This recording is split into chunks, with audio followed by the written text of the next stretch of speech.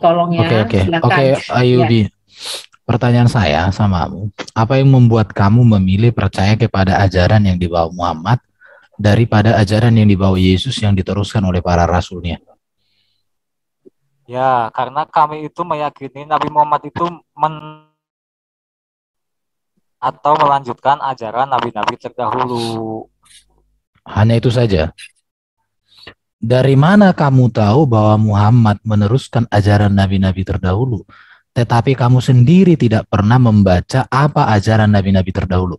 Bisa nggak jelaskan kepada saya Dari seperti apa keterangan itu? di Quran, dari keterangan di Quran. Oke, sekarang apa ajaran nabi terdahulu yang ada di Quran?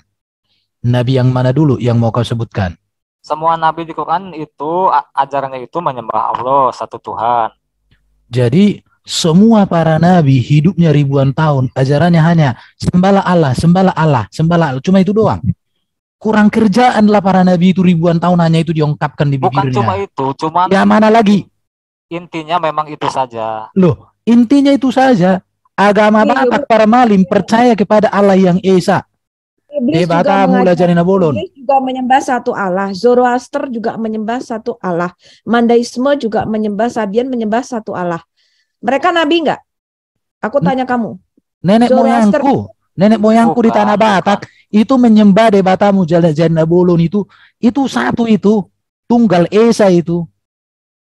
Aku, nenekku, bapakku udah Kristen, nenekku Kristen, tapi neneknya bapakku itu penyembah berhala itu. Menyembah satu Tuhan, nggak ada menyembah patung-patung.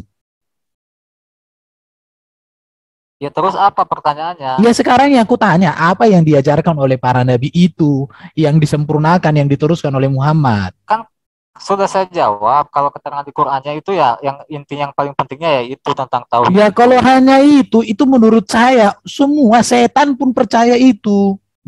Yang lebih spesifik dong.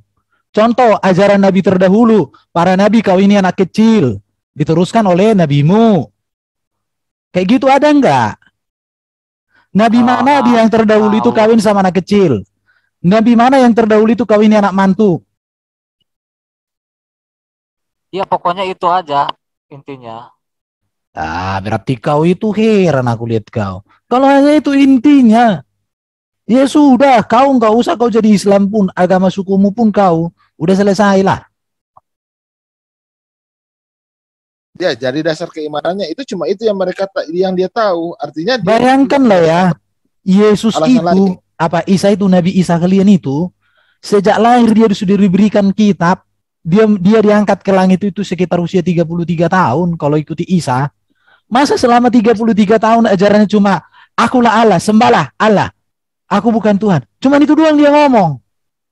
Kau pikirkanlah kalau sekarang ada guru ngajar kayak gitu di sekolah, hanya itu terus diomongkan tiap hari. Kulemparkan dia ke parit-parit itu. Kulemparkan, masa cek gitu doang ajarannya. Kau bertanggung jawabkan dulu imanmu. Ya masalahnya keterangan di Quran memang sebatas itu aja tentang. Jadi kalau kayak gitu yang disempurnakan, ya Tuhan, Yubi, kau cinta buta kau, cinta buta kau, nggak kau kenal apa yang kau cintai. Kau seperti beli kucing dalam karung. Heran aku lihat kau dari tadi kau ngalor ngidul. Cuman itu toh. Tanya keterangan di Quran tadi gimana sih? Musa itu selama 40 tahun dia memimpin Israel. Allahnya itu berbicara langsung ke dia melalui suara, melalui cahaya, melalui penglihatan. Masa nggak ada ajarannya lagi? Cuman sembahlah Allah, Allah yang Esa. Sembahlah Allah, Allah yang Esa. 40 tahun Musa ngomong kayak gitu toh. Aduh, kalau kan kita baca saja kitab-kitab yang ditulis Musa. Dan nggak ada. Kau pakai nggak kitab yang ditulis Musa? Kau tempelkan nggak? Kau satukan nggak dengan Quran?